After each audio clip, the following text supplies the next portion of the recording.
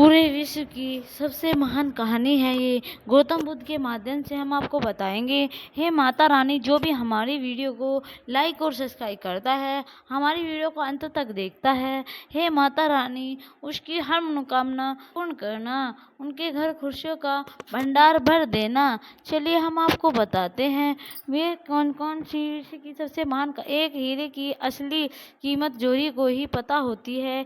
एक गोली का कोई उपयोग नहीं अगर वह कभी बंदूक में ना डाली जाए, और एक सोने की टोकरी का कोई मोल नहीं अगर आप उसे भीख की मांग कर न। दोस्तों, आज हम आपको एक ऐसी कहानी सुनाने जा रहे हैं जो आपको अपनी असलियत समझा देगी, आपको सोचने पर मजबूर कर देगी। दोस्तों, इस कहानी बुद्ध अपने हर एक स्टूडेंट को सुनाते थे, तो इसको ध्यान से सुनो। एक वक्त की बात है, शेर ने जंगल में एक बच्चे को जन्म दिया और जन्म देते ही वह उसी जगह पर मर गई। उतने में उधर से कई सारी भेड़ गुजर रही थी और शेर भी गुजर रहा था।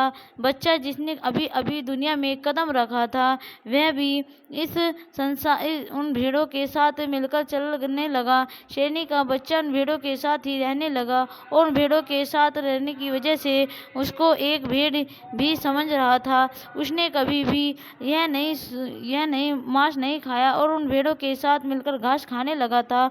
उस कुछ हड्डियां ही नहीं थी। एक शेर कैसे रहता है और कैसे अपनी ज़िंदगी गुजारता है, उसे यह तक नहीं पता था कि एक शेर है, क्योंकि उसके चारों तरफ भेड़ ही भेड़ थी और भेड़ से ही साथ में रहने लगा था। उसने कभी शेर की तरह नहीं दहाड़ा। फिर समय गुजरता गया और वह शेर का बच्चा एक जवान शेर बन गया। वह भेड़ों के झुंड में बिल्कुल लग ही नहीं रहा था, लेकिन भेड़ों के साथ रहकर भेड़ों को उसकी आदत हो गई थी।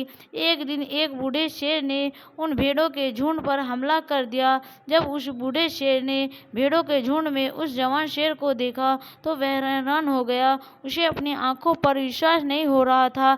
उसने देखा कि एक जवान शेर भेड़ों के साथ घूम रहा था। उसने पहले कभी ऐसा नहीं देखा था। वह भूल गया कि वह वहाँ पर भेड़ों को पकड़ने आया था। उसने सोचा कि वह शेर से बात करेगा और पूछेगा कि यह सब क्यों हो रहा है। उस बूढ़े शेर ने भेड़ों के झुंड पर फिर से हमला किया।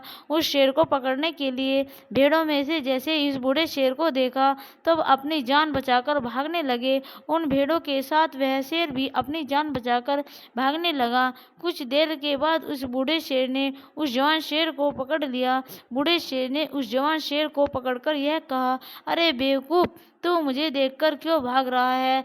जवान शेर ने रोते हुए कहा, प्लीज़ मुझे छोड़ दो, मैं एक साधारण सा भेड़ हूँ, मुझे जाने दो। वह उस बूढ़े शेर को देखकर एक भेड़ की तरह कांप रहा था। बूढ़ा ये शेर यह देखकर हैरान हो गया और वह समझ गया कि यहाँ पर क्या हो रहा था। बूढ़े शेर ने उस जवान शेर को एक नदी के पास ले जाकर कहा। यंग शेर वहाँ से भागने की कोशिश कर रहा था, लेकिन बूढ़े शेर ने उसको नदी की तरफ धकेलते हुए कहा कि आपने इस पानी में देखो। नदी का पानी पूरी तरह से शांत था।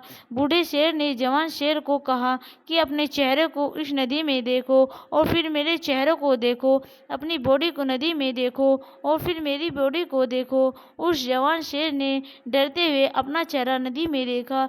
जैसे ही उसने अपना चेहरा नदी में देखा तो हैरान हो गया। उसने देखा कि वह एक भेड़ की तरह नहीं बल्कि एक शेर की तरह दिखता है। वह रियलिटी को समझ गया कि वह एक भेड़ नहीं बल्कि एक शेर है, और एक सेकंड के अंदर ही उसने शेर की तरफ दहाड़ना शुरू। दहाड़ता को पूरा सुनकर पूरा जंगल कांप गया। उसने अपने आप को पहचान लिया, अपनी पनस की पहचान लिया, और तभी उसने अपने आप में एक ऐसी एनर्जी महसूस की जो उसने आज से पहले कभी नहीं की थी। फिर उसने सोचा कि एक भेड़ की तरह जीना रिलेटिव नहीं था, वह सिर्फ एक मेंटल कमेंट था। अब वह रिलेटिव को जान चुका है। इस कहानी से बहुत ही टिपिक मैसेज मिलकर सामने आता है। अपने अंदर उस वीकनेस को निकालने जो आपके अंदर झूठ बोल कर बैठा है।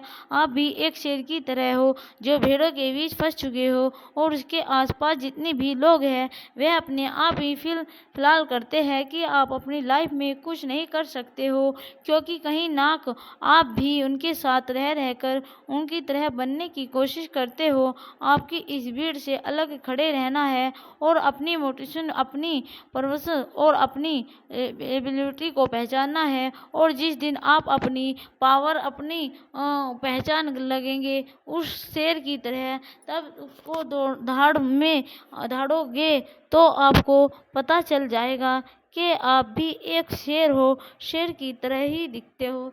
लेकिन यह सोचने से पहले हम आपको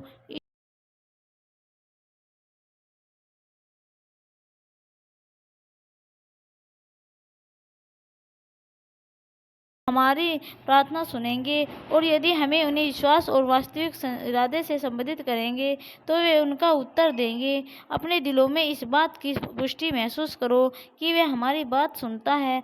शांति और शांति की भावना हमें यह भी महसूस कर सकते हैं कि जब हम पिता की इच्छा का पालन करेंगे तो सब कुछ ठीक हो जाएगा।